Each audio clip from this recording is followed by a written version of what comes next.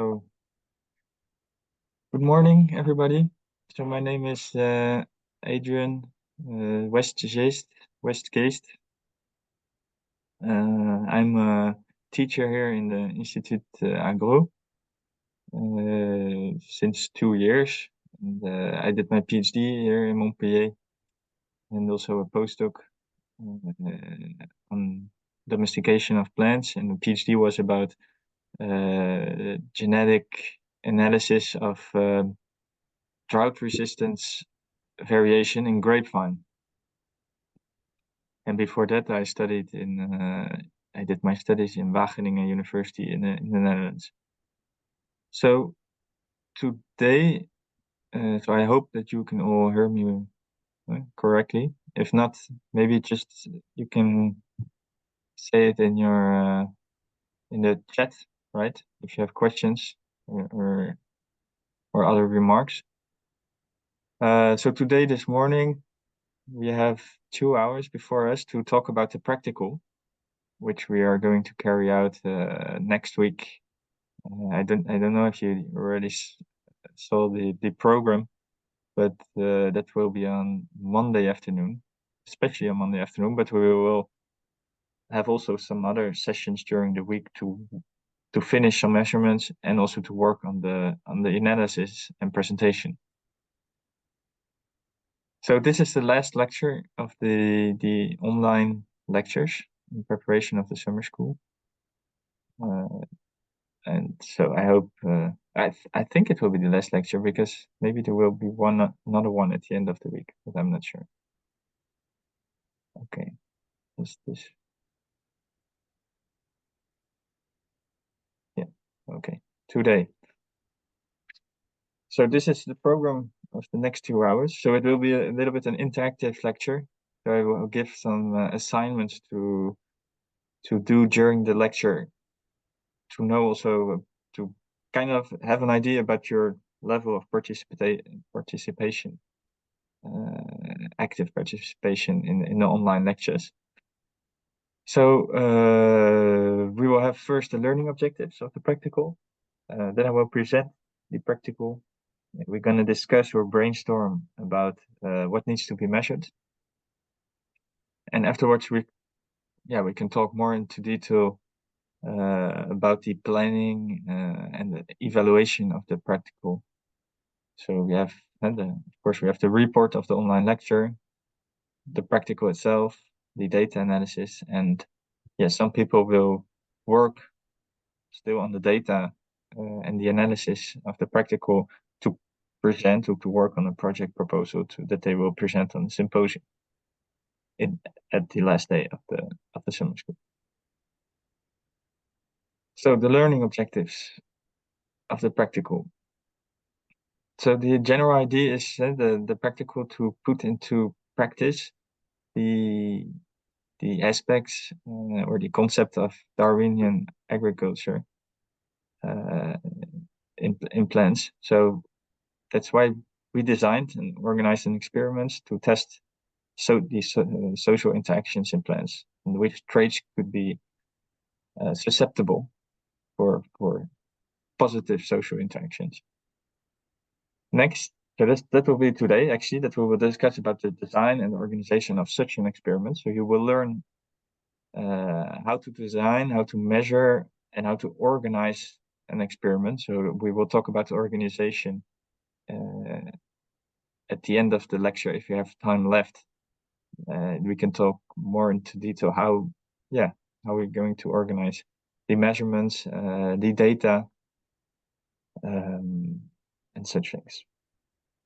Next learning objectives will be to apply tools to measure plant growth, chlorophyll content of plants, soil pH, and plant iron content. So these are tools that you're going to learn to manipulate and to apply in such an experiment. So that will be next Monday afternoon. Then you will acquire skills in data analysis and interpretation. That will be Thursday morning from 9 to 12. That we will work on the data analysis, the data, acquired during the practical on Monday afternoon. And also we will have so a little bit of time for the interpretation. So a kind of super small presentation about one result that you got from the data analysis, like a quick and dirty figure. And then a more scientific document will be prepared in the end of the next week. So that will be Friday and Saturday. That I told you before, like a symposium where you present a project proposal or your results that we acquired during the practical in a scientific document. So that could be, for example, an article. And that would be on Friday and Saturday. So the evaluation of these learning objectives. So today we have this lecture, and in this lecture we have some assignments. I will come back to that later, of course. So there are, I think, three assignments to let you actively participate in this session. And of course, we have the report of 1 page, which is not obligatory for everybody, but depending on the list which you can find on TCA.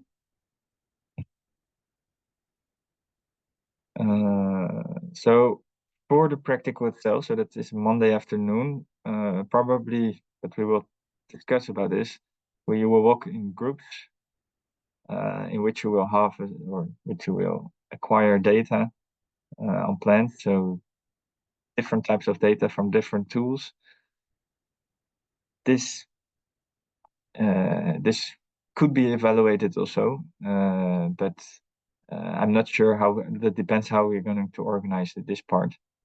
Here, of course, you're going to be evaluated individually by the report of 1 page, and also some course assignments could also be evaluated individually. Next, you have this learning objective about acquire skills in data analysis and interpretation. So that will be a Thursday morning. And this, I think you will work also in groups and have a small presentation of a quick and dirty figure of the research question that gives a first answer to a research question that we want to address in the practical. And to provide a scientific document and presentation. So this is also a group work.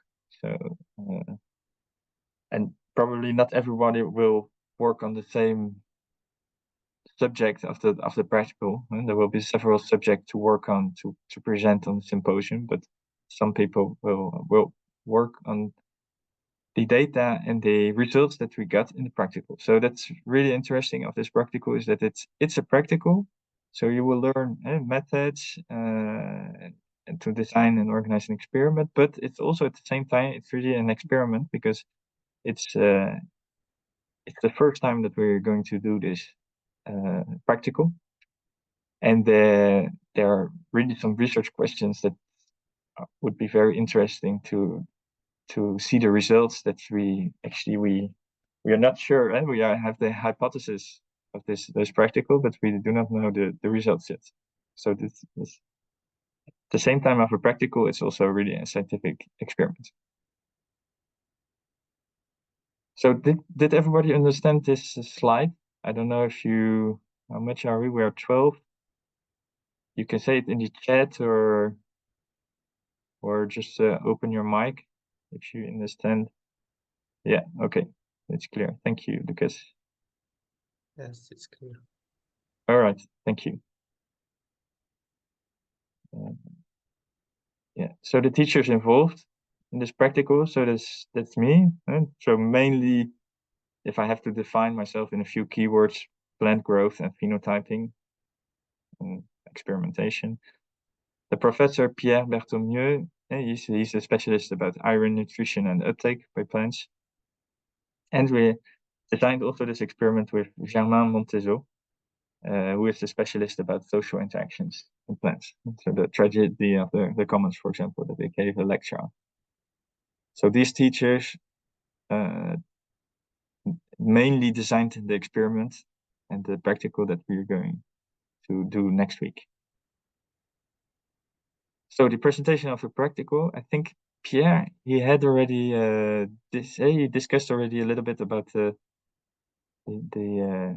practical and the link of iron nutrition and tragedy of the commons. So the general idea of this practical is that it's of course part of the Darwinian agriculture concept, and that is to test the social components of a trait phenotype. So, for example, is a trait selfish, spiteful, cheating, cooperative, or altruistic? So, yeah, I did put here, for example, because there are several definitions of these behaviors, I would say. So I took this one from this article, but yeah, you can also find other words, other definitions like helping behavior. What is most clear is that you define what is the definition of your kind of behavior before saying that it's selfish or that it's spiteful or cheating. So how can we test this social component of a trait? Well, the general thing what's done is an examination of the cost and benefits of a trait at individual level, so actor, and the recipient. So it's really, and it's not only at the actor, so the focal species, which has the trait. It's also about, of course, the social interaction, so the effect on the recipient, on the neighbor, and we're going also to look at the group level. What is at the group level the cost and benefit of a certain of individuals that act as an actor or others as a recipient. So Pierre talked about this paper already of Schmidt et al. 2014, which is this in the context of coumarins that are secreted by plants, especially in alkaline, or only I think in alkaline conditions, to absorb iron in alkaline conditions, as iron is difficult to absorb in alkaline conditions because it makes complexes in the soil which are difficult for the plants to absorb. So these coumarins help the plants to continue absorbing iron, which is important for, as you can see, for example, in the picture here, you see that plants get yellow when they have less iron available. So it's important for the chloroplast photosynthesis, and I think many other processes in the plants. So they have identified the mutant, the F6H1. So the exact name, it's a very long name, but let's say the abbreviation is F6H1.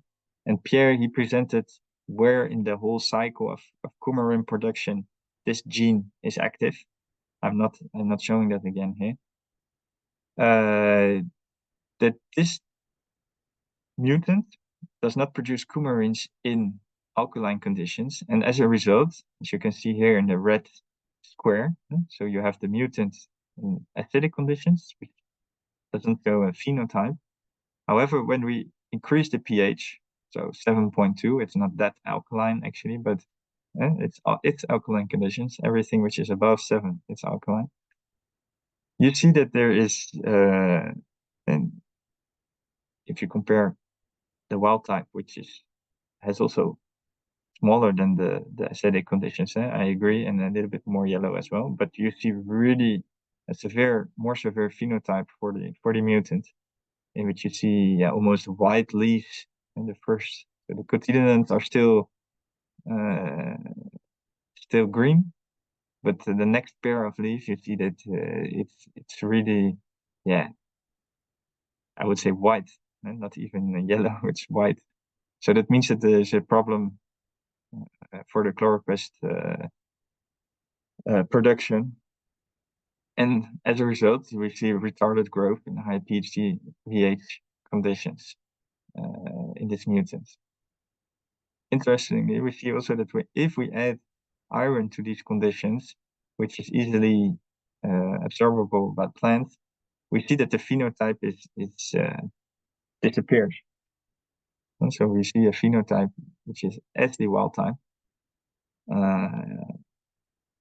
If you compare with the iron with the iron in the col zero, so the wild type and the mutant, there's no difference or apparent difference in that.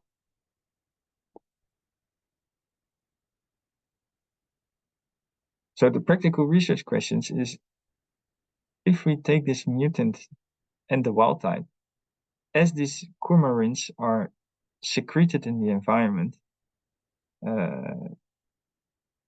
and not specific only to the focal species, so the wild type, can they help also the iron absorption by the mutant, which does not produce any coumarins?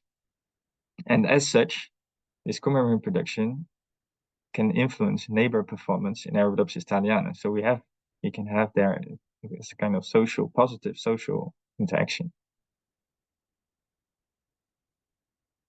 So this is the main research question of the practical. So how does coumarin production influence neighbor performance in Arabidopsis thaliana? And next, how does coumarin production influence the group performance as well? So here I put again like the different hypotheses that we could have, but I listed all the hypotheses that we could observe as a kind of social interaction between the mutant and the wild type. So neutral would be no negative or no positive effects observed on the actor recipient when they are grown together. Selfish, like good for the actor that is producing coumarins, and negative for the recipient.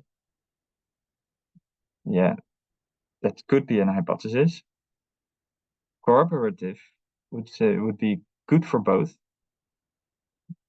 It could, if we put a mutant and a wild type, we may especially maybe think it's good, especially for the mutant, not really for the focal species or the actor. So we would be maybe more in this kind of category, like altruist social interaction. So good for the recipient and indirectly good for the actor. So what is this exactly? We should discuss like Germain Montezot, how that can be good for the actor as well, but that it has a potentially beneficial effect for the recipient.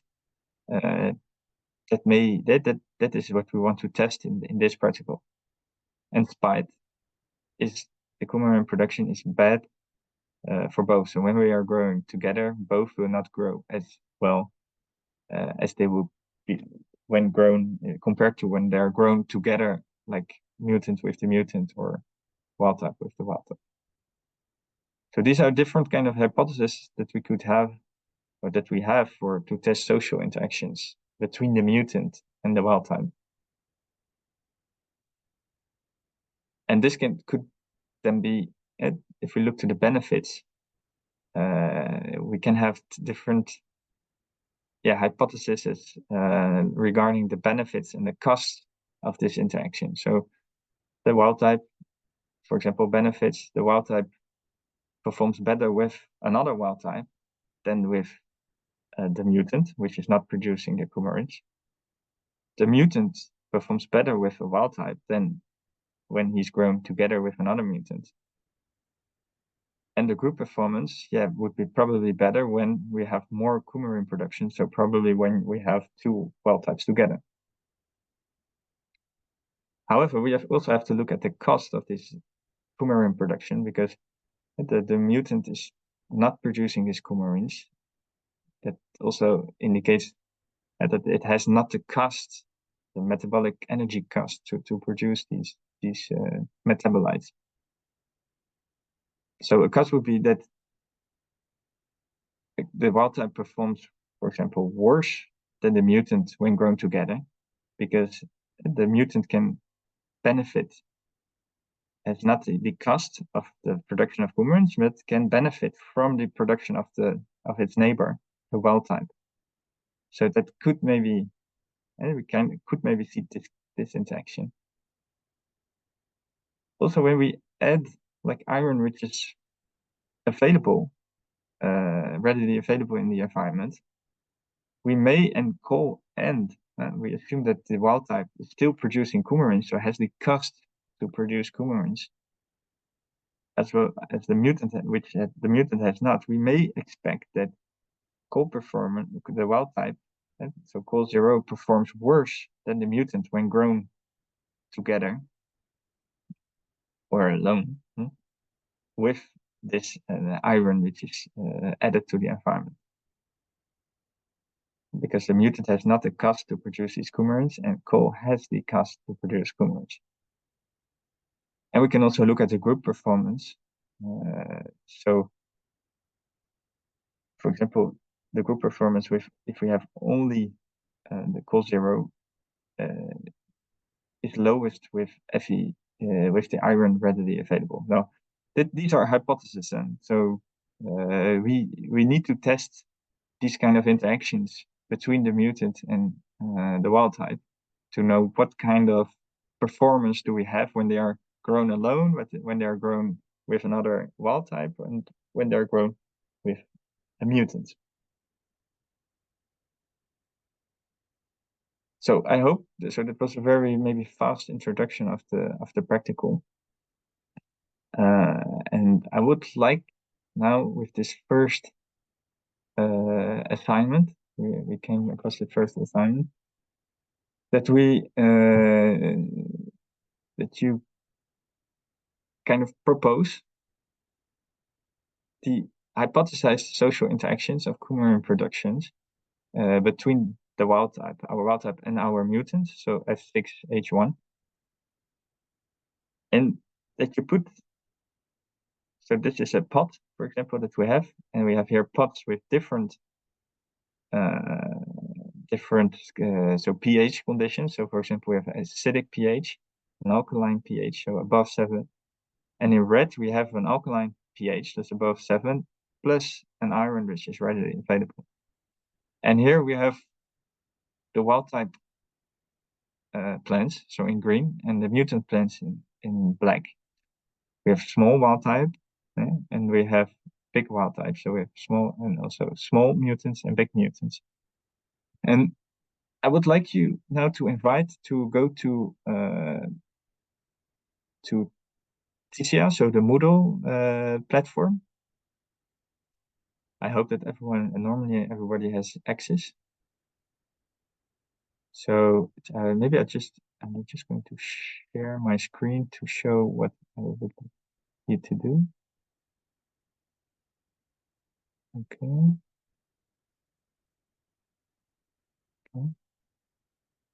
So when you go to Darwinian agriculture,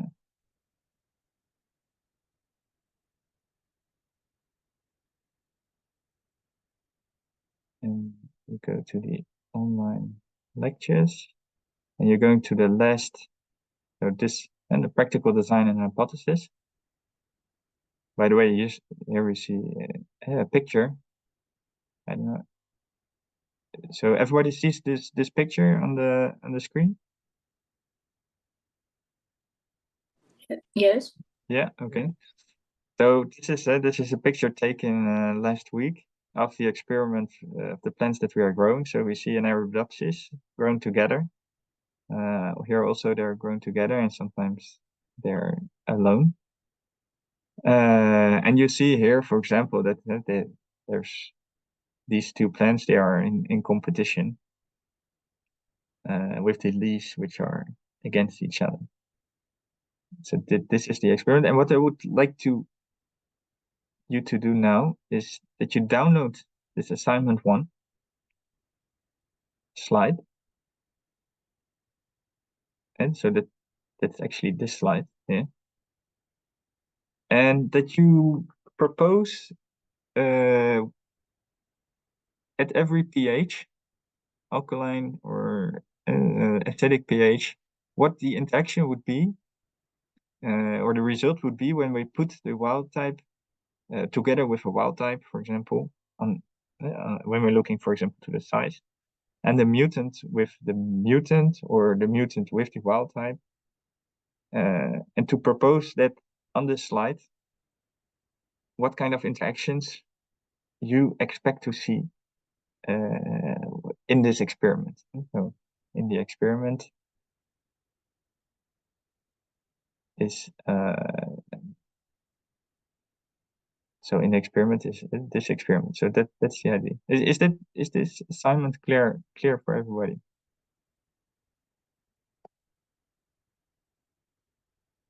And what I would like you to do then is to send it to me by email. So I will give you like let's say 6 minutes.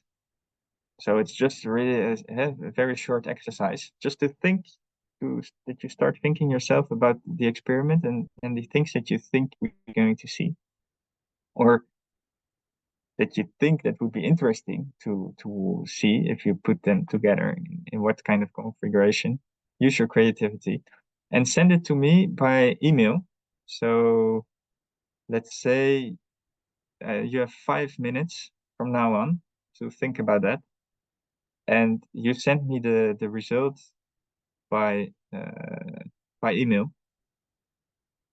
So I'm just sharing again my screen. All right. And then at 35, we're going to discuss together. So I will watch who sent me what kind of propositions you sent me by email. And at the same time, we will present maybe one, or we'll take one, or someone who wants to present his thoughts about this can present it in 5 minutes. All right? Is that clear for everybody?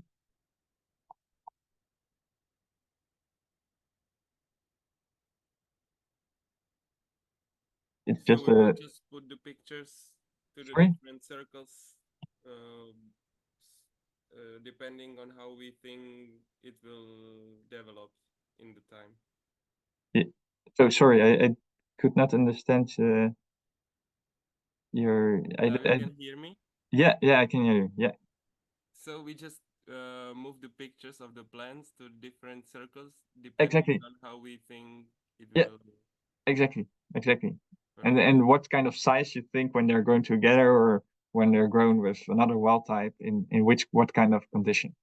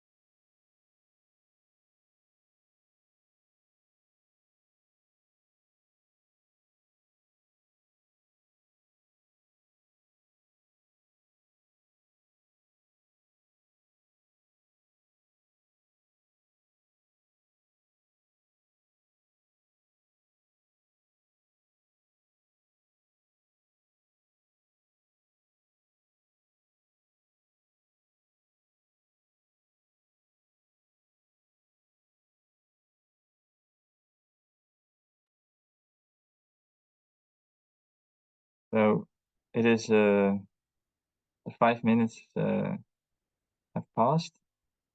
Please send your proposition to my email. I don't know, your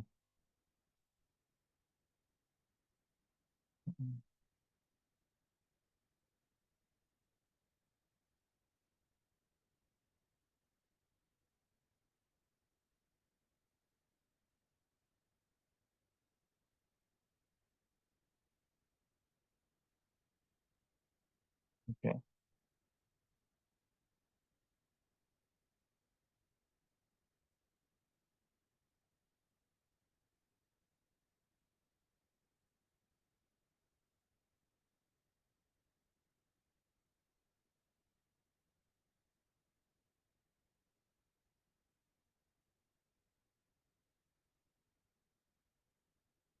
So I have received already 2.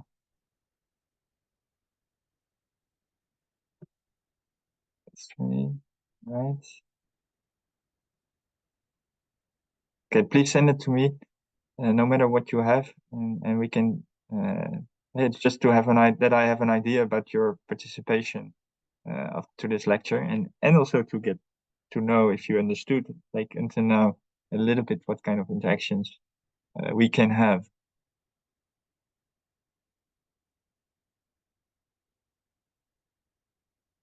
Okay, maybe I just open one. The assignment.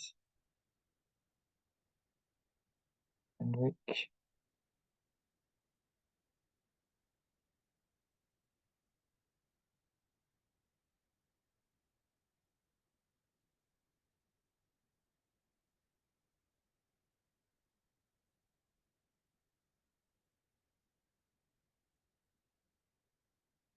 So I hope that everybody succeeded to send me his proposition. Now I just took one of Henrik Hartman. I don't know, Henrik. Maybe you want to shortly present what you have done.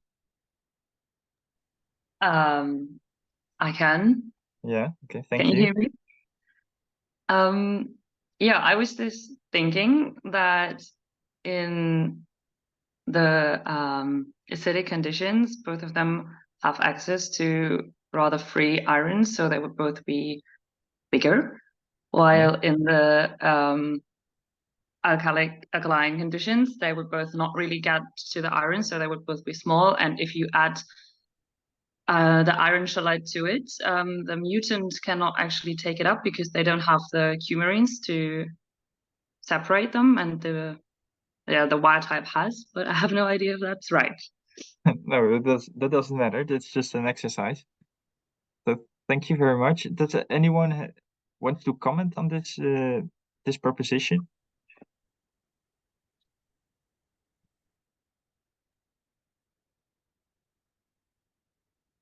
No. So everybody was thinking a little bit the same way as Henrik.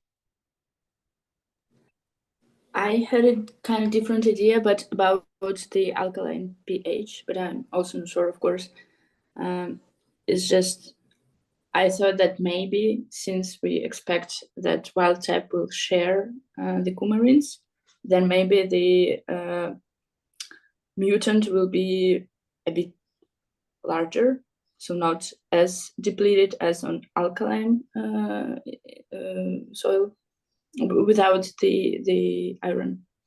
So you would expect that the mutant here would be bigger in the. No. When we added the iron. Oh, when we added the iron. Yeah. Okay, so you think that the mutant can be bigger because it has maybe not the cost coumarin production. Yeah, exactly, but the benefits, and the wild type supposed to be under the hypothesis of this sharing. It's supposed to be a bit smaller than on acidic pH because it will have the costs, but not all the benefits, right? Yeah. So indeed, that we could have the hypothesis here that if if I understood correctly, that the mutant has an advantage here compared to the wild type because it has not the cost of coumarin production when iron is readily available. But of course, this is under the assumption that the wild type is still producing coumarins when there is iron which is readily available. So this is something that we want to test also in the in the practical. That we want to measure actually the coumarins production in these conditions. If the wild type is still producing these in alkaline conditions, or if it stops, because if it stops, you maybe agree with me, Anastasia. That was Anastasia, right? Yeah. You agreed to me that if it stops producing this coumarins in this condition, the wild type would be maybe the same size as the mutants, right? Yeah, fair enough. Yeah. So we should test this, and we will come back to that later.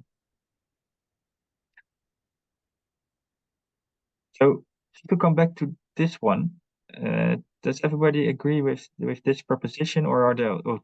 You do not have to agree or disagree, but just what are your thoughts about this condition, alkaline pH? So both the mutant here, the proposition of Henrik was both mutant and wild type decreased in size because probably they have a problem with absorbing iron, no matter if you produce coumarins, because the wild type can normally produce coumarin, so it may be smaller because it has this extra cost for iron absorption. So I agree that they could be smaller indeed. And the mutant, would that be the same size as the wild type here? And why?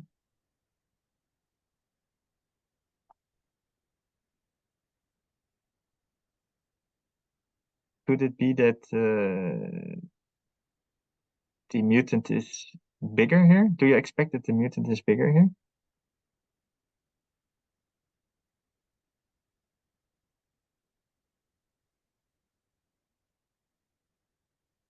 Henrik, maybe you can or someone else, eh? Yeah. Maybe it's Yeah. what's the difficult, it's the costs of the coumarin production. Like if the costs of the coumarin production are high, Yeah. then then the wild type will be smaller.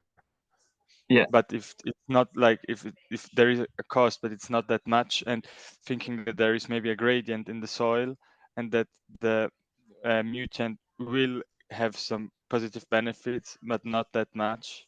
So yeah, it will be maybe an more. interesting question to observe.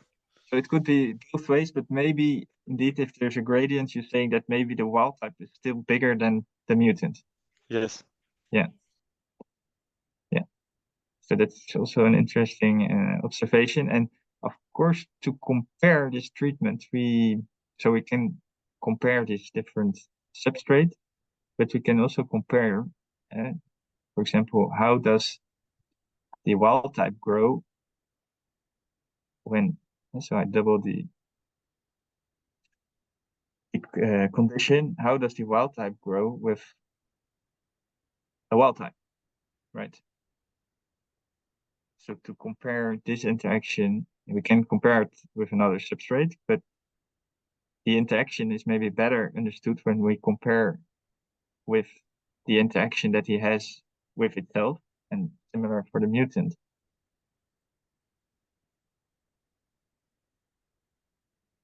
So what do you expect if there's a positive effect of coumarin production on the neighbor size? So if I add also, maybe gonna be a little bit messy, but doesn't matter.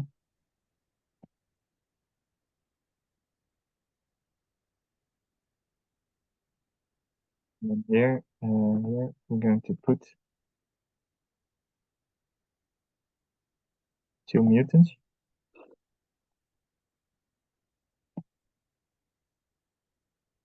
So you agree with if there here we say that okay, there is maybe a positive effect of the neighbor on the mutant, then we should compare it with the mutant with a mutant, right? So if there's a positive effect, these would be a little bit bigger than we would find here, where there's no coumarin production at all. And also for this one, if there's a positive effect of coumarin production on its neighbor, maybe right when it's grown together, the wild type with a mutant, it does not benefit of coumarin production of its neighbor, but because it doesn't have. So maybe this one would be also like bigger than we would find here in the combination of both. But that could be a hypothesis. So to compare this treatment, these interactions between the mutant and the wild type, we need also to have this comparison when it's grown together with its own with the same genotype. Okay, so these are kind of hypotheses that we could have for these interactions. So we heard several hypotheses here, especially for the alkaline pH, about the cost and benefits of coumarin production. And this is exactly what we're going to test in the practical, these interactions. So I'm going to close this one. Okay. And back to the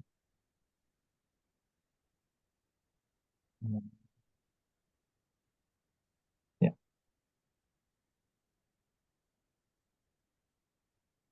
So back to the presentation. So thank you. I hope that everybody succeeded to send me the assignment. So thank you in advance. Let's see if this works. So yeah, what we did. So you saw already a picture on the Moodle page, on the collaborative page of this course, the summer school, which is taken in this growth chamber, automated growth chamber, because watering is automatically based on the water consumption of every pot. So it's not every pot which gets a similar amount of water every day. It's a balance that weighs every pot. So yeah, you see here the pots, and there's a balance underneath, and this balance weighs every pot, and depending on the weight, we add some water, the amount of water, to have a certain humidity which is constant for every pot. So that takes into account that some pots have maybe a little bit more or less soil. So you have a tight regulation of the soil water content. And yeah, in this growth chamber, we have the control of light, humidity, air humidity, and temperature. Yeah. So, for example, in our conditions to grow Arabidopsis, we have a 12 to 12 day and night photoperiod. We have 22 degrees during the day and 20 degrees during the night. I think we decreased this night temperature a little bit because the plants were growing really fast in these conditions. And we have a VPD, so that's yeah, and a vapor pressure deficit. It's the air humidity, a way of expressing the air humidity. And maybe I just want to show you a video which I made yesterday, just to show you. Just to show you my. Let's see if that works.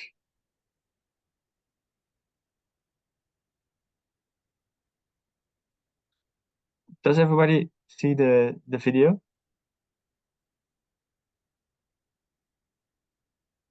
Yes. Okay, let's go. I hope that maybe the sound is not that interesting, so let's go. So this is the growth chamber, right? You have 3 doors.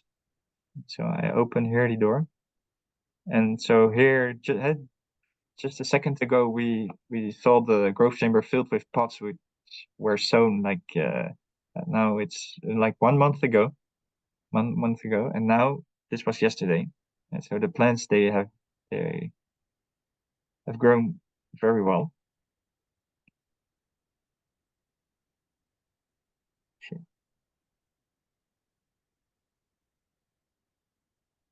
Yeah, okay. Okay, so here we are. We see the plants. Arabidopsis. You see some plants, I don't know if you can see it, for example here, you see my mouse, that are really small. That's probably the mutant in alkaline conditions, right? So you see clearly also we have pots with only a single plant to understand also the effect, to compare with the effect of competition. You see strong competition in some pots between the plants.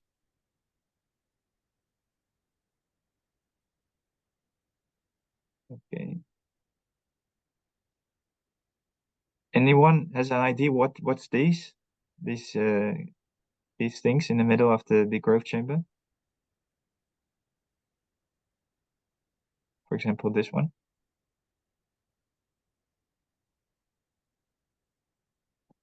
These are light sensors to measure the light.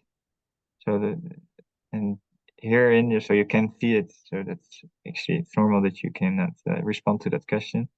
But that's the temperature sensor and humidity sensor.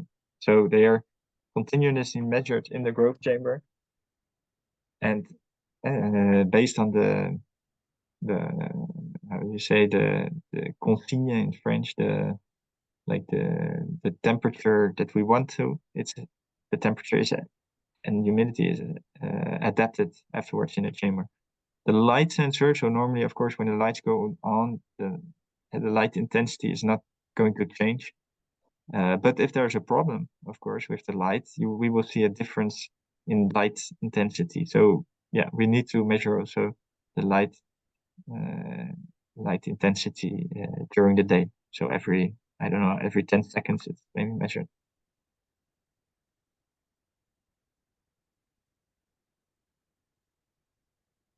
So you see again, some plants, they're growing very well. And other soils we see, yeah, a little bit smaller. And some soils even we see really, really small plants. If you have any questions, do not hesitate to ask questions about this chamber, growth chamber, or anything that you see. Yeah. Yeah, I have a question. Why are the pots spaced with empty pots? Yeah, okay, that's a good question. So normally, actually, all the pots are filled. And if all the pots are filled, we have around 500 plants that we can put into Arabidopsis, into this chamber, which is called Phenopsis. But as this time we did not put only 1 plant per pot, but also 2, we were thinking, for example, that you see here that these plants would influence the growth or would be in competition with the plants next to the pot. And yeah, we were a little bit afraid about the competition between pots that we didn't want to see. So that's why actually we decided to fill the whole growth chamber, but to leave empty pots in between the filled pots. Also because the number of pots, 500, we didn't want to, or we didn't needed to maybe to fill all the pots with plants. And it is also, of course, more work. And depending on the research objective, you do not need maybe 20 or 30 repetitions per treatment. So that's the answer. Is that Okay. yeah? Clear? Yeah, thank you. Yeah. So, but normally, indeed, it can be filled with with Arabidopsis also in between. So, and there on the right here, you see the robot. The green thing here is very small, but that's the irrigation pipette. So the balance, we do not see it, but it's underneath the table with the plants. And so this robot is moving. So of course it cannot move right now because I'm into the chamber. So the door is open, and it will not move when the door is open as a security. So I cannot show you how it's moving right now, but this thing is moving underneath with the balance, which weighs every plant, and then it's irrigating. And there's also, I don't know if you see it very well, but there's also a camera attached to this robot, which makes pictures, vertical pictures, so on top pictures of every plant, of every pot. Yeah. So if there are not any questions, I continue.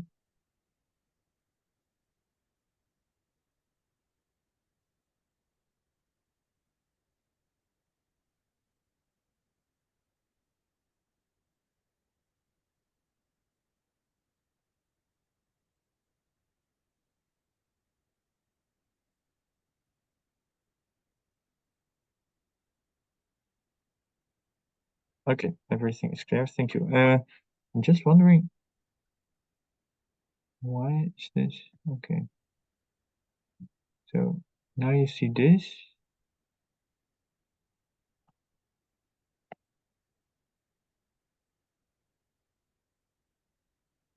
Yeah, okay.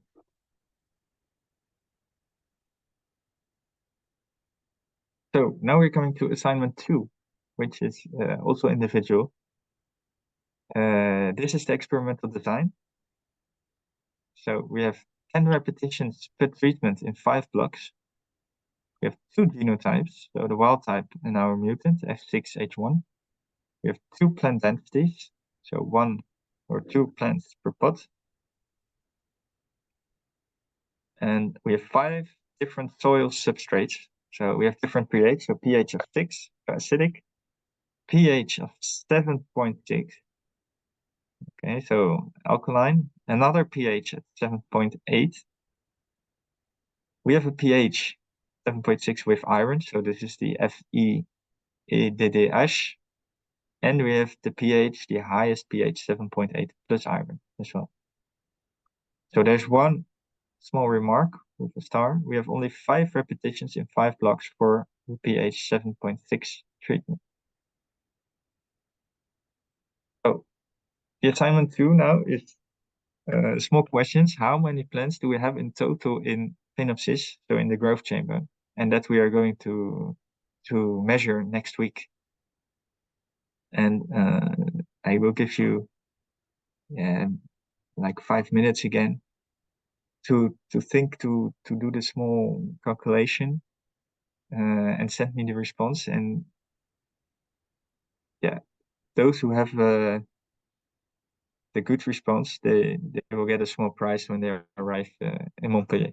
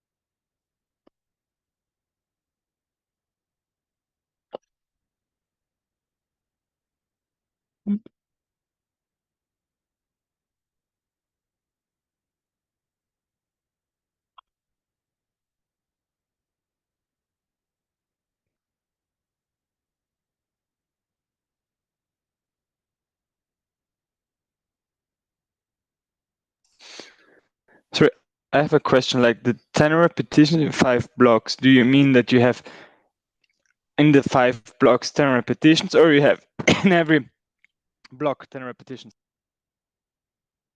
So yeah, good question. So it's 10 repetitions divided in 5 different blocks. So we have in total 10 repetitions, Thank you. or we have only 5 repetitions for the pH of 7.6.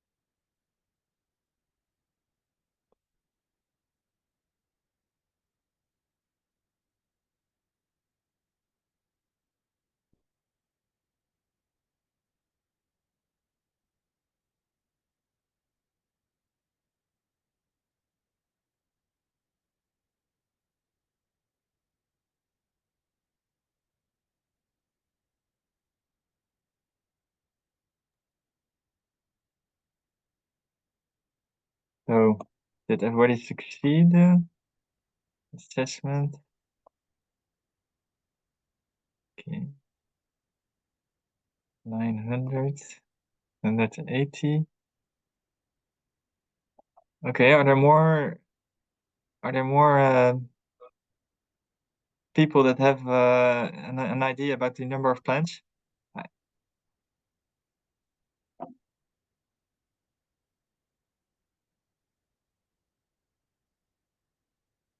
Maybe in the chat, people did.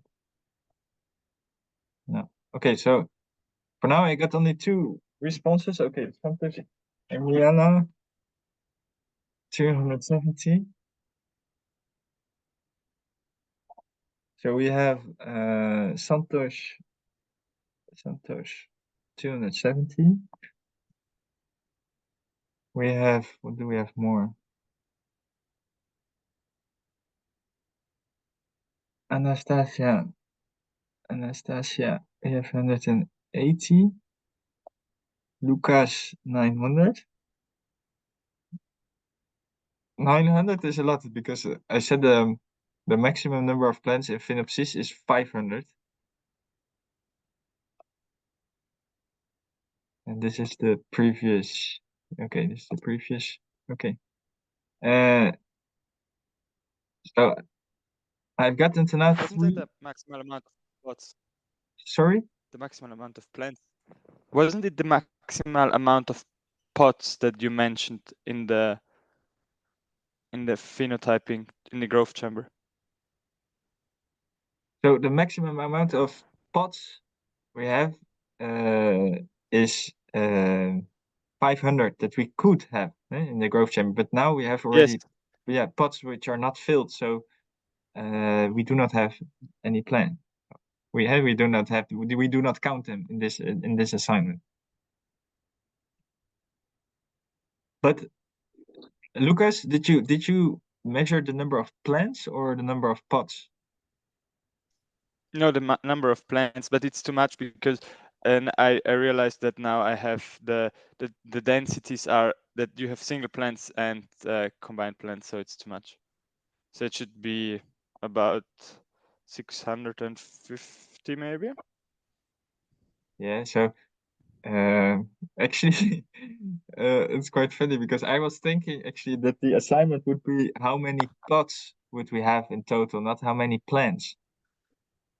But but indeed my question is how many plants do we have? Yeah. Yes. Okay. Did the others, like Santosh and Anastasia, what did you do? You counted the number of pots or the number of plants? The number of plants. Okay. Yeah, so and Santosh? I think number of pots will be 90 and 2 plants per each pot. It's around 180 plants. Okay. So you did. Oh no, wait, sorry. Yeah, I calculated the number of pots. I also missed the plants in in the assignment. Yeah, so it was number of pots. So it was 2 plant densities. Okay. Do we have the others in the chat? Do they have Santosh? Okay. Okay, the other participants, yeah, they are or not there or they're not they're not following. 90 pots, 180 plants. Okay. Thank you, Santosh. So let's first go to the answer, which will be on the number of pots actually. So this is not correct. I have to pots. So yeah, so we have 2 genotypes times 10 repetitions times. So we have actually 5 soy substrates, but I because we have a difference for 2 soy substrates with the pH of 7.6, we have only 5 repetitions. So I divided those times 2 densities, like 1 or 2. I have 120 for the treatments which have 10 repetitions. Not all, and then 40 for the treatments that have 5 repetitions. But we do not have the combination. So wild type with the mutants, so that one combination is 10 repetitions. We have for the 3 soy substrates for which we have 10 repetitions, we have 30.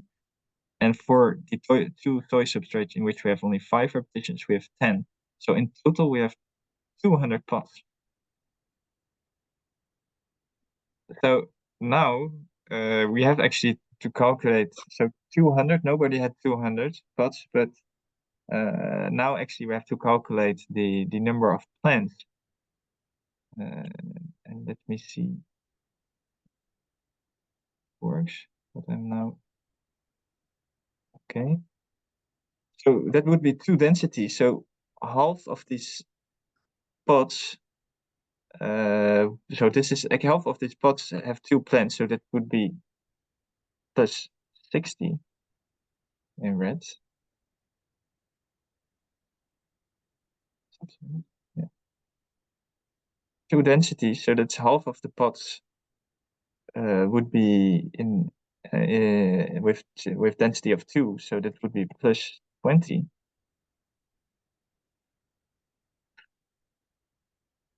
Here we have a combination, so we have a density of 2, so this is plus 30. And here we have plus 10.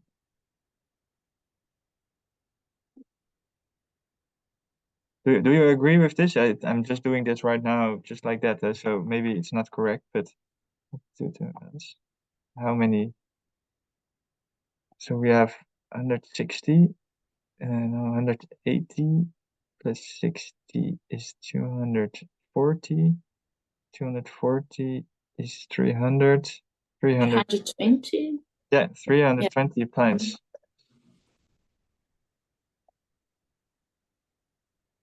Okay. Is that clear to everybody? Yeah. I am a bit confused about the pots calculation. So why do we have 2 soil substrates with 5 repetitions when it was only 1 that was done in 5 and the others were done in 10? No. So when we go back to this one, because there are 2 treatments with 1 pH. Okay, yeah, now I understand. Yeah. We have 2 treatments with pH of 7.6. Yeah, this one. Yeah, I just thought that 7.6 plus iron is different, but okay, now it makes sense. Yeah. Okay. Sorry. Yeah. Okay. So. Okay, there will be no prize because nobody had a good answer. But I agree that the question was also maybe not that clear, or actually Lucas, he understood it correctly, but he is still far away from the answer, which is 320 plants instead of 900. So the most close is actually Santos with 270.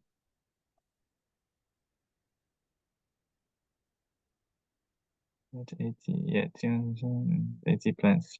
Okay, so the calculation is not correct, I would say, but you're most close to the actual number of plants. So Santos, you will get a prize next week, next Monday.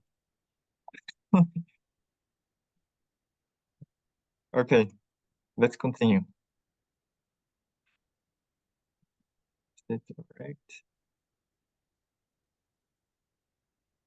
Okay, to tell you about the number of blocks, to explain it, how do we divide the number of blocks and why we actually use blocks.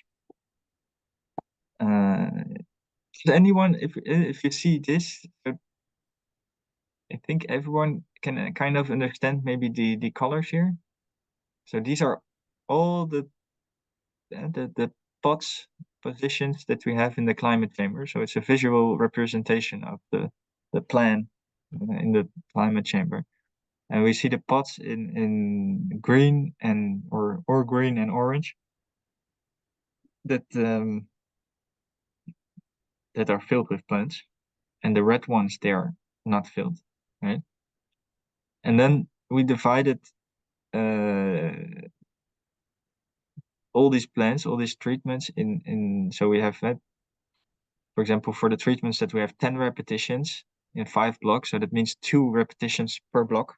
So for each treatment we have then or 1 or 2 repetitions per block. Has anyone an idea why we could have divided the experiment in blocks, why we added this block factor.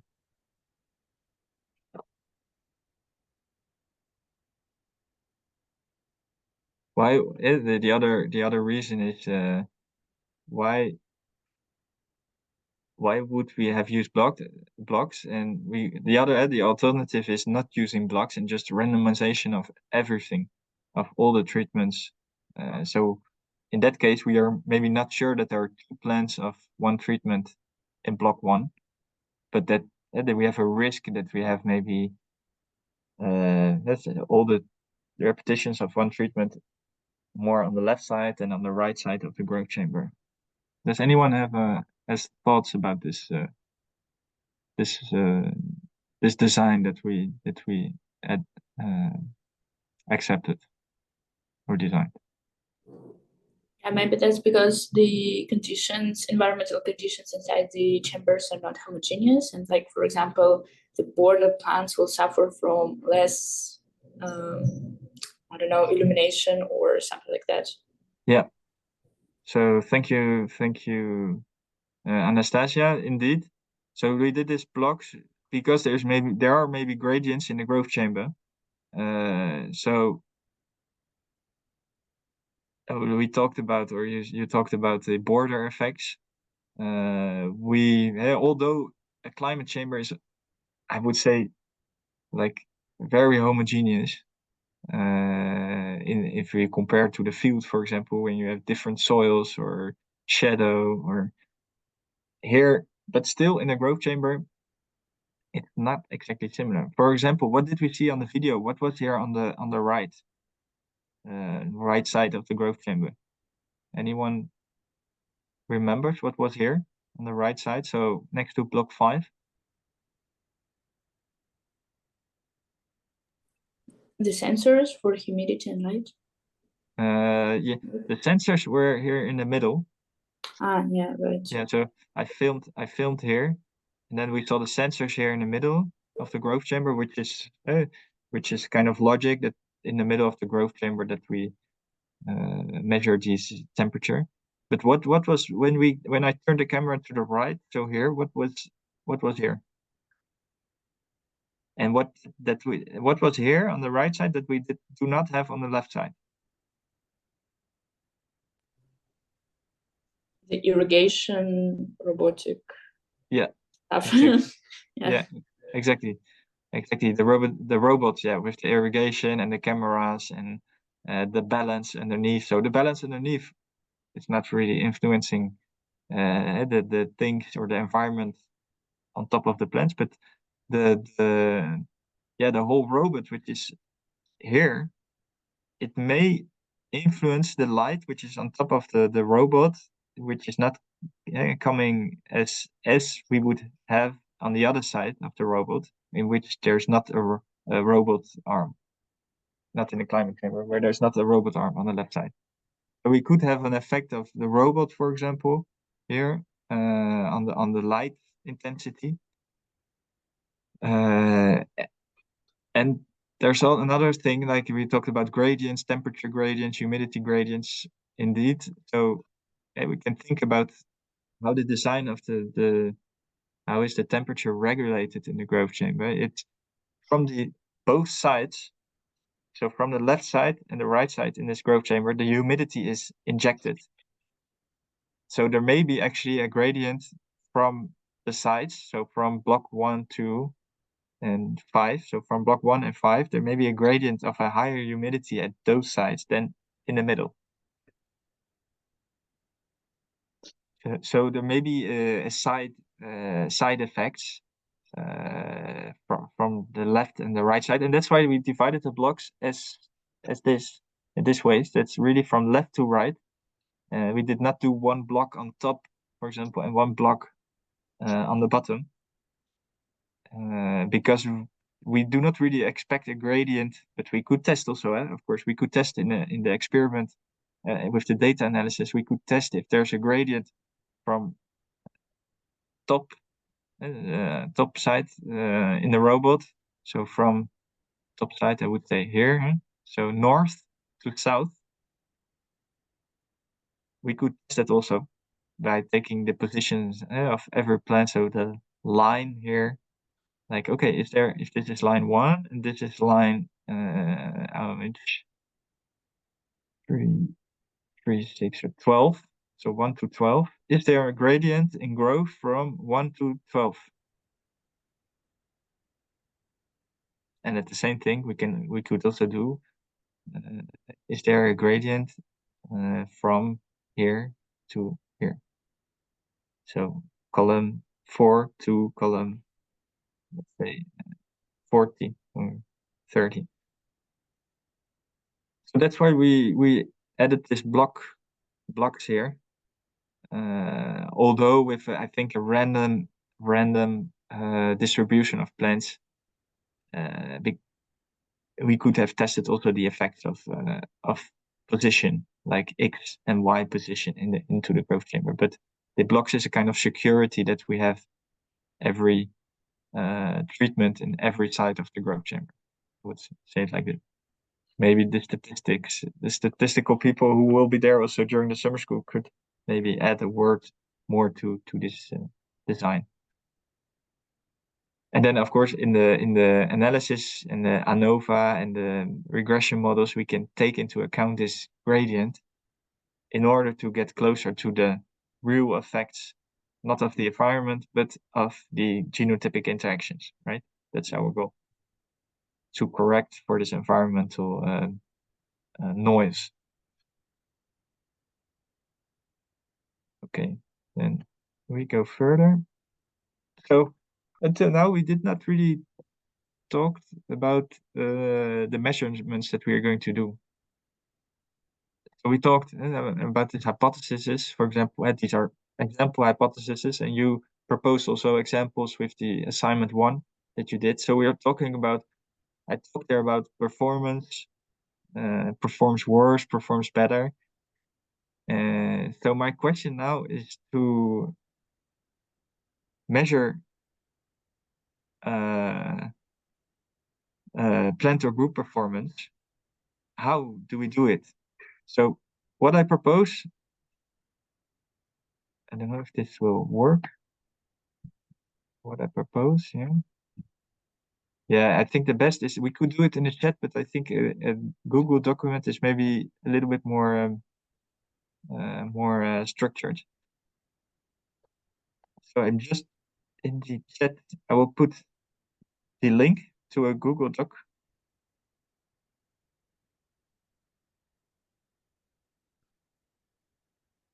Yeah. And I will ask you to join the Google Doc, and then the question is how to measure, how can we measure plant performance. So please, if you have ideas, please write things down, and we can discuss on live on this propositions of others. So, excuse me.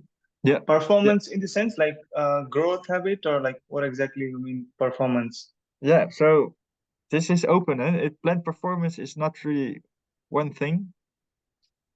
Okay. Yeah.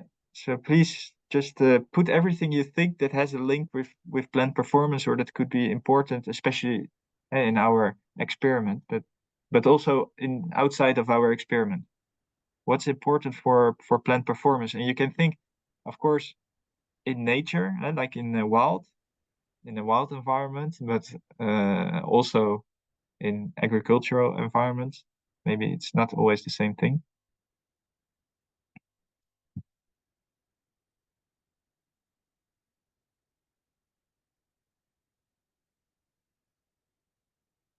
Okay, plant height, yeah. And afterwards we can discuss about. So I see about if it's adapted to a plant like Arabidopsis. For example, I think about plant height. Of course, it's a good measure of plant performance, but as we saw, Arabidopsis is not really a plant which is growing vertically with a stem, only when it's flowering. Yeah. So flowering time, nice. Yeah.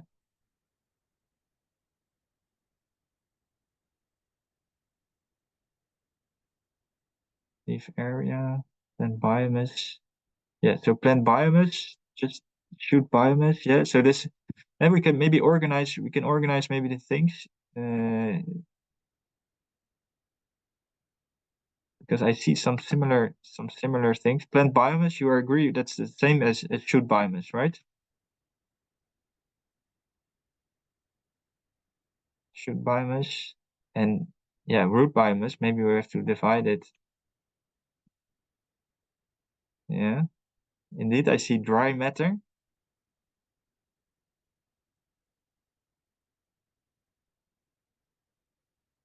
Dry matter. So this is fresh matter, maybe we were talking about plant biomass, shoot biomass, root biomass. Fresh. We can say here fresh and dry.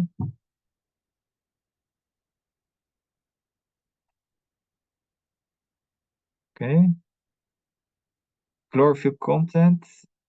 Okay, leaf area total yield. Okay, what do we mean with total yield? Chlorophyll content, that's something different as leaf area, I would say. Okay, I see also, so Yeah, total yield was my suggestion, but I think it's not really applicable to Arabidopsis, but like to plants in general. So what would be total yield in your, how would you measure total yield? for Arabidopsis, actually, I don't know, maybe the biomass of seeds or Yeah, amount of number of seeds, something like that. But I'm not sure if this parameter like ever applies to Arabidopsis, because usually it's for crops, right? Yeah. So, but so we're talking about the number of seeds. Yeah, that's. I think it's a nice one. We could write it maybe down after yield, number of seeds. And do you know also about the harvest index? Not really, but also, I mean, quite often 1,000 seed weight is used, but in this case we can do, I don't know, 100 seed weight. Yeah, or 10 yeah. seed weight. Yeah. 50. Seed weight.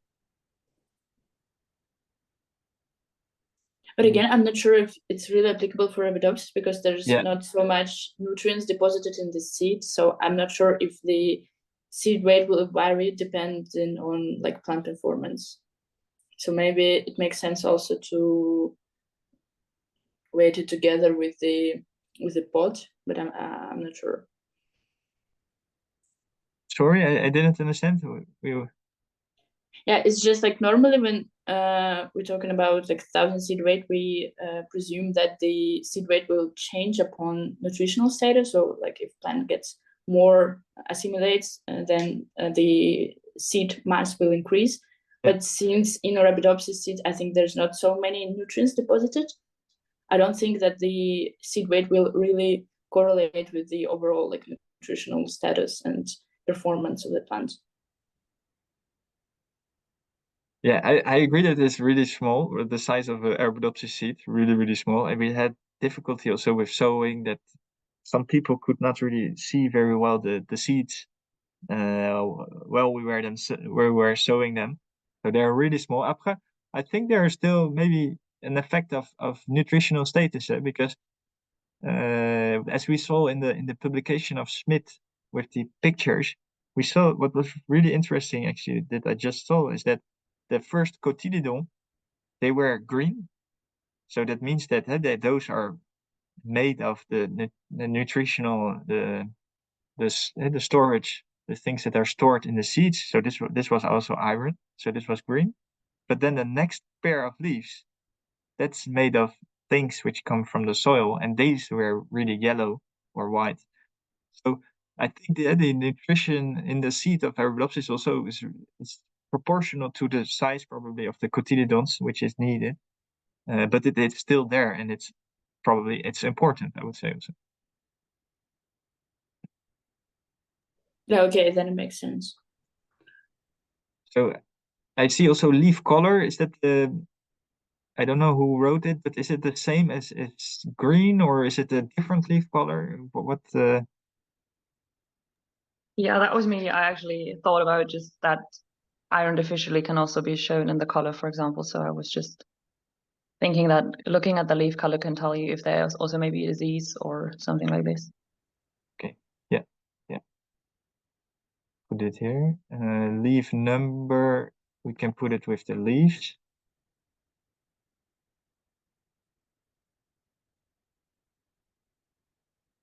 Flowering time, yeah, that's a nice one also. Total biomass, so that's just, this is, I would say here. Total plant biomass. Yeah. Flowering time, yeah, it's a nice one. Because it's, I would not say it's maybe directly, I don't know who wrote it, but it's not directly related to plant performance maybe, but it's very important that you have your flowering time adapted in a certain environment. So if you fly, yeah, it's all part of your strategy to survive.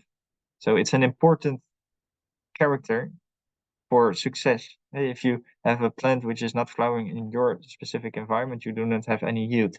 So flowering time is indeed important. And then we have plant height, and then so what can we do in our experiment? Here we have water use efficiency, by the way. That's also interesting. Can take this one out. Water use efficiency.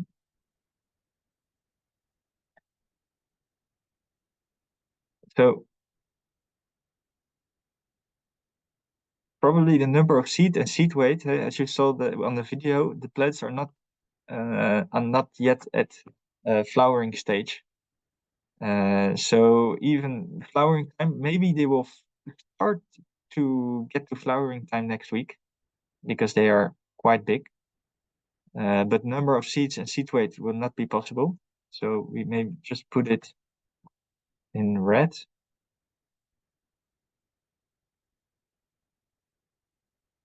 Yeah. Flowering time, I would say maybe. Plant height. Can we measure plant height in Arabidopsis?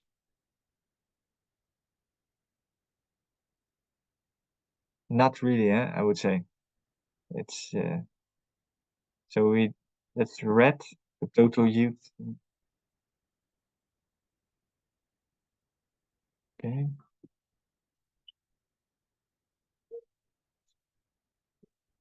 Oh, okay. Yeah. Rosette diameter. Yeah.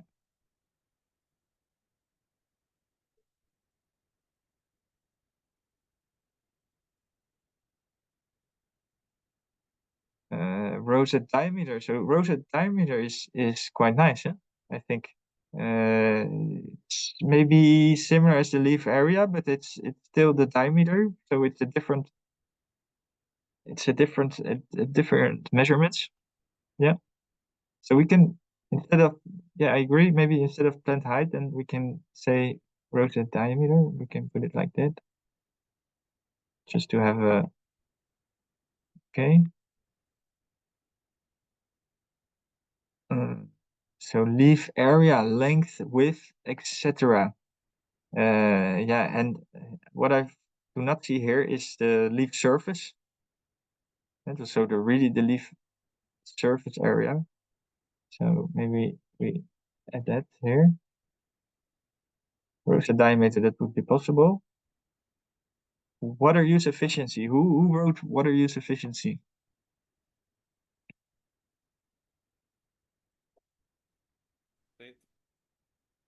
Can you explain? Sorry, I could not understand. Can you explain more about how do you think why it's important for plant performance, and maybe also how we could measure this trait, because it's very interesting.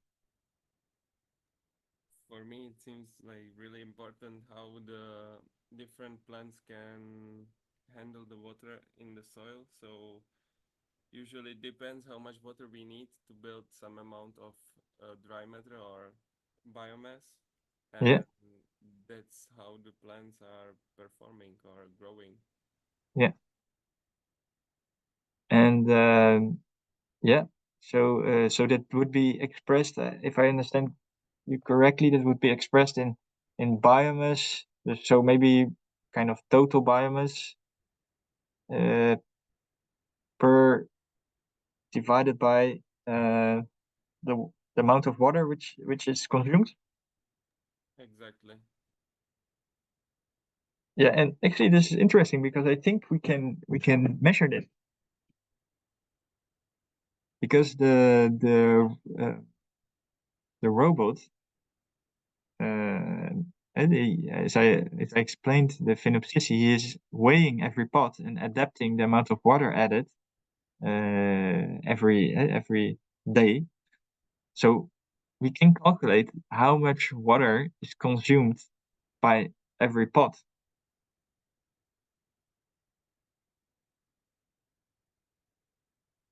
Do you think that we can use that to measure? Could be. I'm not really expert in this field, so Yeah, but I think yes. the I only think issue it is possible. yeah, the only issue is maybe that and there's also evaporation from the soil of the water, which is just the amount consumed by the plant. It's not really consumed by the plant; it's consumed by the pot, I would say. And it's also the part which is directly evaporated from the soil because the soil is not covered. But we can assume that this maybe evaporation is the same for every pot. But so this could be measured actually. Then that could be interesting. Interesting already to calculate because not many people are calculating this kind of measurement with the data from Phenopsis. So that would be new also. Okay, root length. I see here. So we have root length. Yeah. So I will come back to this later because with our experiment in Phenopsis,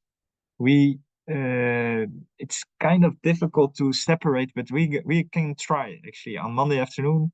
We can try a group. We can make it work. Several students work on roots and try to extract the roots from the soil. But as Arabidopsis roots are very thin, it's really hard to separate them from the soil without breaking them and losing them. So root length, maybe it's possible. I would say it's orange. It's orange, like flowering time. It's maybe also orange because we are not sure that they are flowering. So root biomass, I would say it's also orange. Okay. Shoot biomass, that should be possible. Chlorophyll content as well. Leaf area, surface length, width, that's fine. Yeah, the leaf number. Root and diameter, and water use efficiency. I think we have quite some nice measurements here.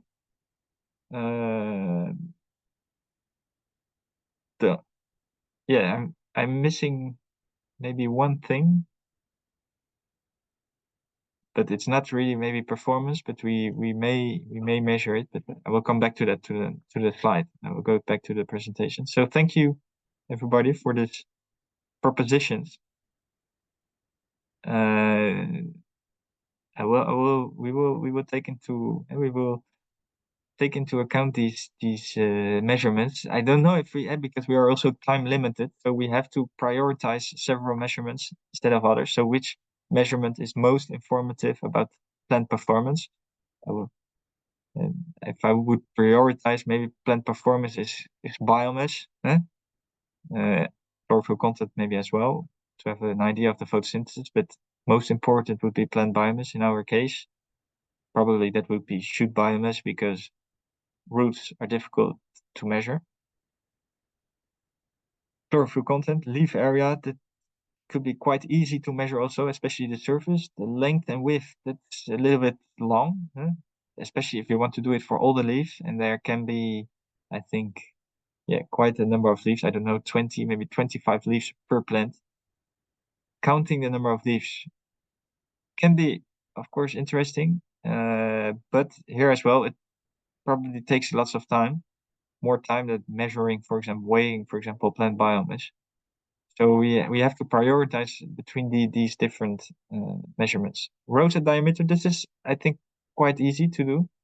Water use efficiency, the nice thing is that we can just do it at the moment of the data analysis and not during the practical. So that could be a measurement during, or that could be done on Thursday instead of Monday. Okay, we come back to the PowerPoint. So we have several measurements of group performance. So what I noted here is a little bit the same thing. So fresh biomass, we can also have dry biomass here if time allows, because we need to dry it, of course, during the night, at least a certain time. So that would mean that the next day we could measure this by the dry biomass. The leaf surface can be quite easily done with the mobile application, which is named Easy Leaf Area. So we can have the projected leaf area, so just on the top view of the whole pot. And so that could be also 2 plants together. We could separate the 2 rosettes. So take the 2 plants, separate them, and do the same thing, a top view surface. And we can also, of course, separate. So this is like every leaf in that they are not shadowing each other. So every leaf on a white paper and have the real, let's say the real surface area per plant. We have the chlorophyll content that we can measure by a SPAT measurement, which is quite easy. And we can measure, so that is, you didn't propose this measurement, but we can measure also the plant iron content, which probably is highly correlated with the leaf color, so the chlorophyll content that we're going to measure by a SPAD. But in order to be sure, we may also want to measure the plant iron content, and we have a very nice machine, a microwave plasma atomic emission spectrometer, MPAES. So this is it's not a very difficult protocol, but it takes some time. So every process takes like 8 hours. We're going to come back to that, and how we're going to organize that during next week. And we can check some things like soil pH that can be checked with another tool easily by putting just the sensor on the soil, a wet soil, and measure the soil pH. All right. Then we have additional hypotheses to test, and actually that is linked to the root length, for example, which is difficult to measure in the in vivo experiment in Phenopsis, and that we can measure by growing the plants in a different way. So root length. Another hypothesis is that, as we discussed at the beginning, that the wild type produces coumarins only under basic or alkaline conditions. I would say here also, actually, it can be done here as well, under basic conditions. And we can add here, does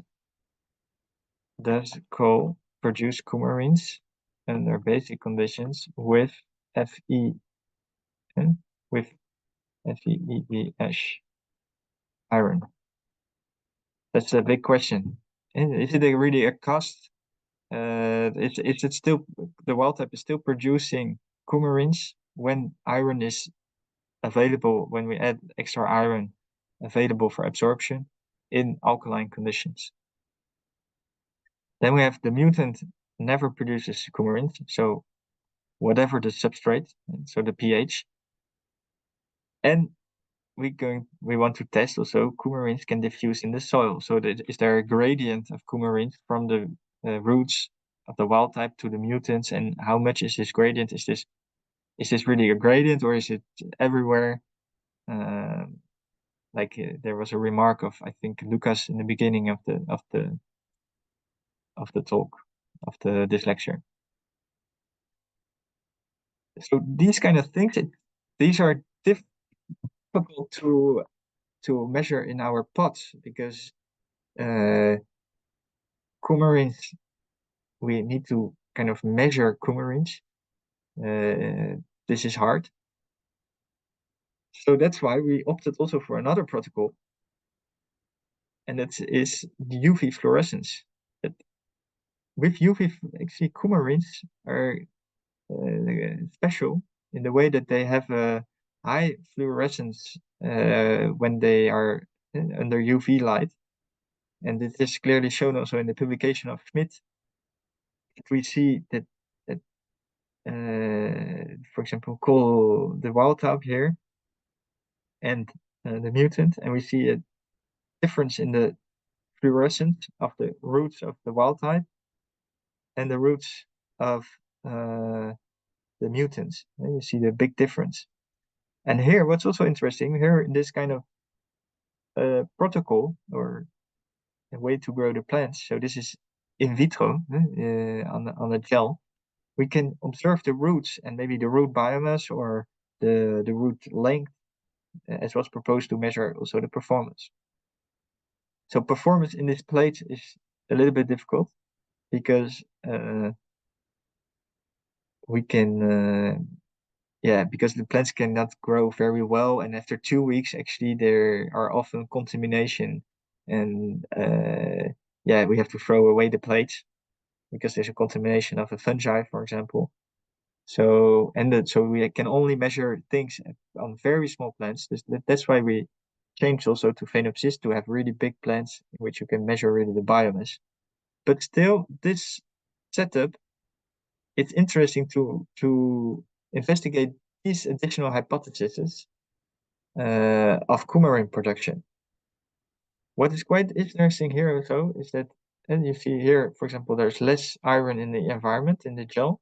So you see that there's even more fluorescence of the wild type than if we compare in conditions when there's iron. So this responds a little bit maybe to our hypothesis of when we add iron, there is less coumarin production. This suggests that it's the case. And the gels on the bottom, they took away the plants and then looked to the fluorescence. So they took away the roots and the plants, and they saw clearly here, you see clearly that there's still fluorescence in the environment, which indicates that there is a gradient of coumarins in the gel here. It's not in the gel, it's not moving towards the other side where the mutant is growing. So this is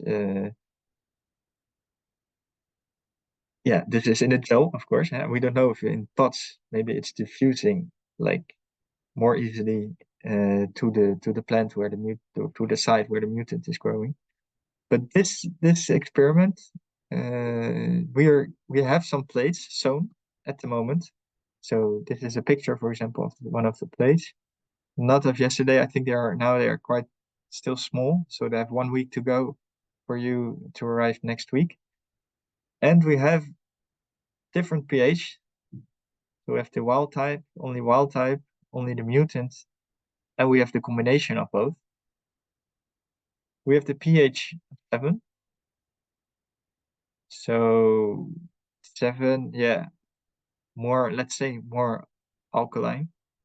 7 is of course neutral, but let's say more alkaline than acidic. And with the same disposition of the mutant and the wild type. And we have a condition where we add iron. So we have 20 plants in total per box and 2 boxes per condition. So this is actually very interesting experiment to know more about the roots. the roots, the coumarin production, the gradient of coumarin production, although it may be different in the soil, but at least to have an idea about the level of diffusion in the substrate, in the gel. And we can maybe do also some small measurements about the performance. So like we did do in the climate chamber with the plants together. And here they are together, but there are many, there are 20 together. So is that clear for everybody, this second experiment or second setup of the experiment? So we have an in vivo and in vitro. And do you have questions about this part? Yeah, I have a question. I did not really understand how the performance will be measured in the in vitro experiment. Yeah. Okay, thank you. Thank you for your question. I'm just lowering a little bit. So thank you. Yeah, how the performance would be measured. Actually, the performance, we are not really looking to the performance into the in vitro experiment. But we could do it, actually. We could do it because we could still measure roots length, for example, root biomass, which is easier actually to measure in this setup than in the in vivo experiment. We could measure the chlorophyll content is going to be difficult because the plants are too small for the machine to measure. So there could be some aspects of performance could be measured in the in vitro experiment and which cannot be measured in the in vivo experiment, right? So that's an advantage. And we have here information about the coumarin production with the fluorescence.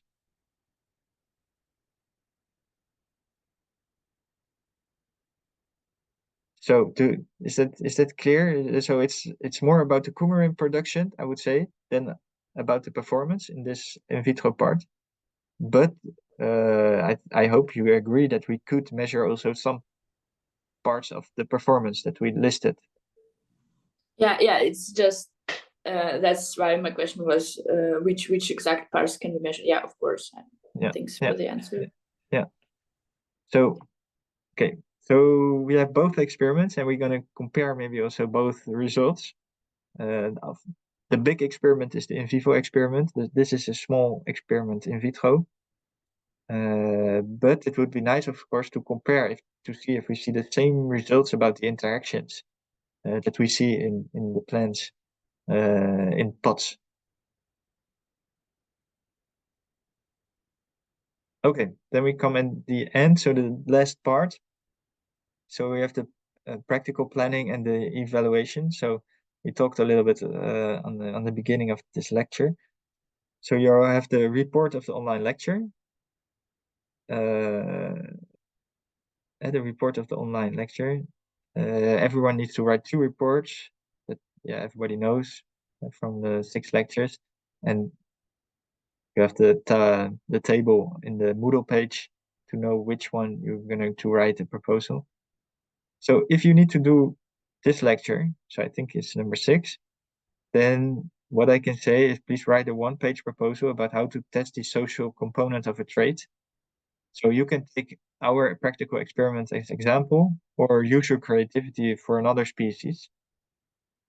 So just a kind of proposal taking into account what we discussed today and what you learned already with the other lectures, and maybe your own creativity.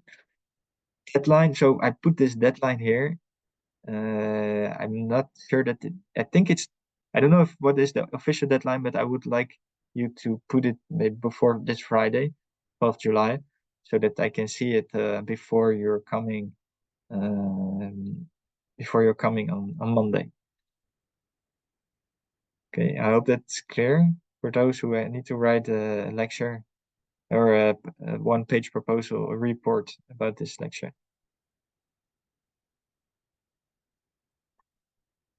Okay, the practical. So Monday afternoon, we will have the practical from 2 o'clock to 6 o'clock p.m. We will have a break in between of 30 minutes. And yeah, here we need to measure the measurements of performance. So leaf, surface, fresh weight, coumarin fluorescence, chlorophyll. We have preparation of the samples for iron measurements in the plants, measurements of soil pH. And we need to, I don't know if we do not have much time left today to discuss about this organization. It's almost 12 o'clock. But I'm going to think more about how to organize that efficiently on Monday afternoon, with taking into account your propositions of performance that we can measure.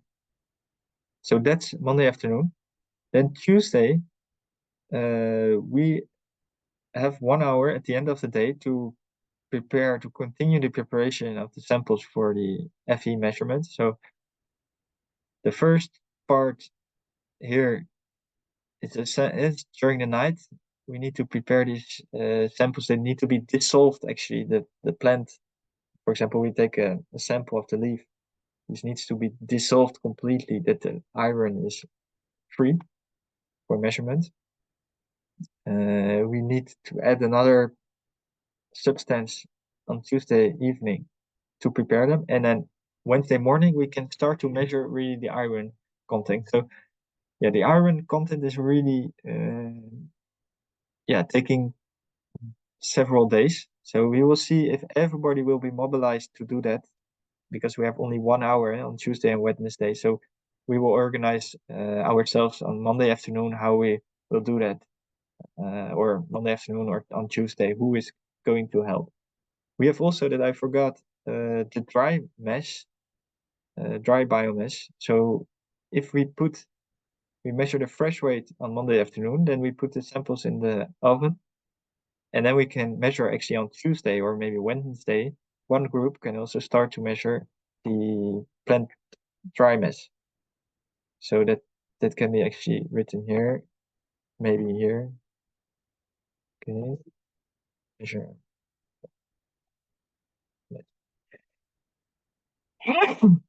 Excuse me.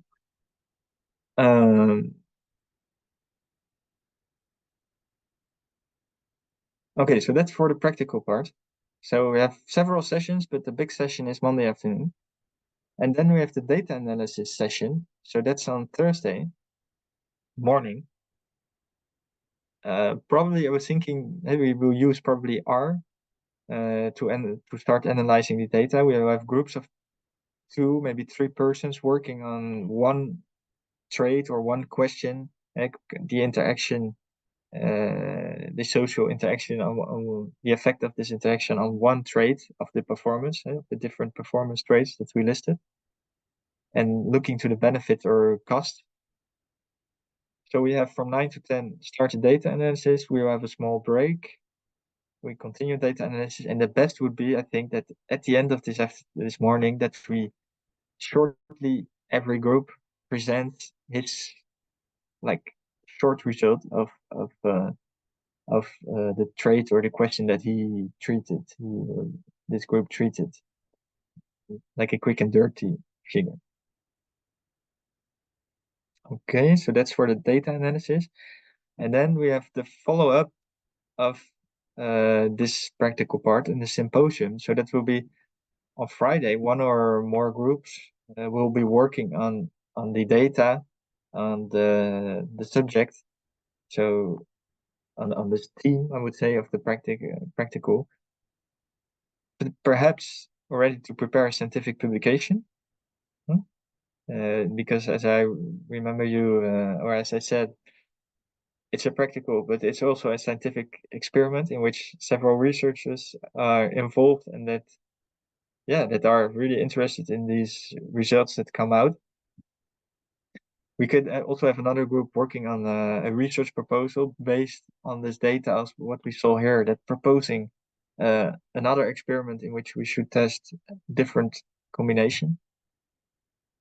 And so this will start in the morning and probably continue in the afternoon. And then on Saturday, these groups will present their work on a student symposium. So it will be on Saturday morning. And you will present your work, your group work. So, or the scientific publication with the results and the conclusions, or your research proposal, or another question related to the practical.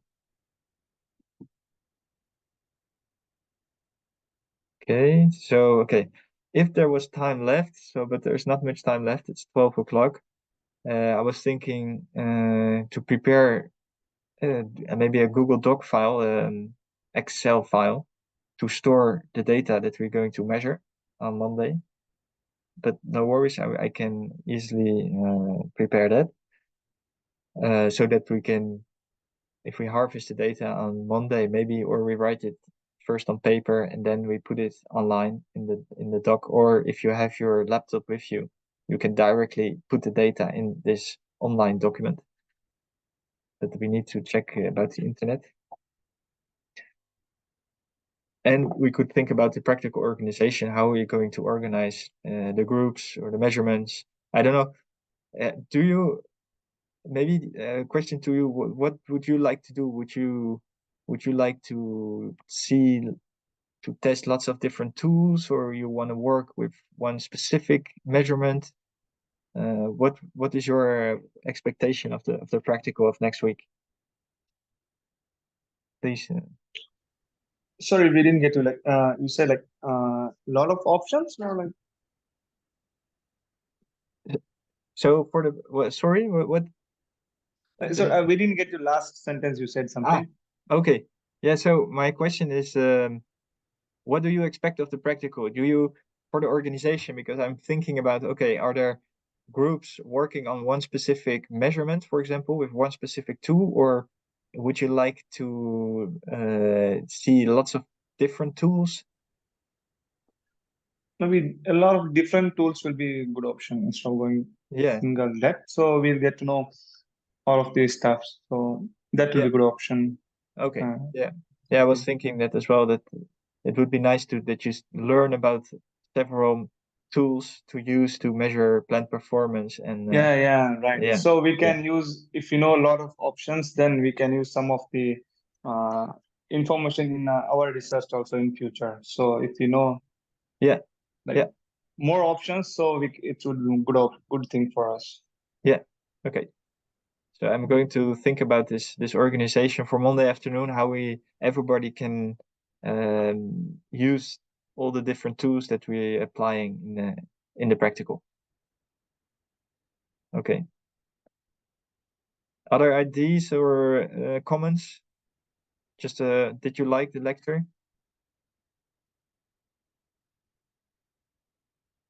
Is everybody still there, actually? Yeah.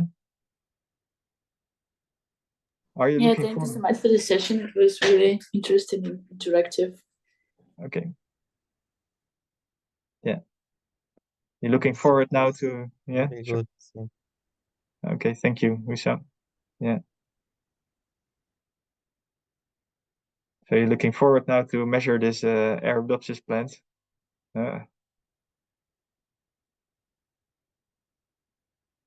Yeah, really, because we never worked with Arabidopsis, so it would be good opportunity for us. Yeah. To work with Arabidopsis. Okay. Because we didn't work with Arabidopsis, and we know that it's a model organism. Yeah. So it would be, and also it's it's very nice of you that you selected Arabidopsis. So it's a model organism, and it would be good opportunity for us to work with Arabidopsis too, to see the plants. Because to be frank, I have never seen the Arabidopsis plant. That's it.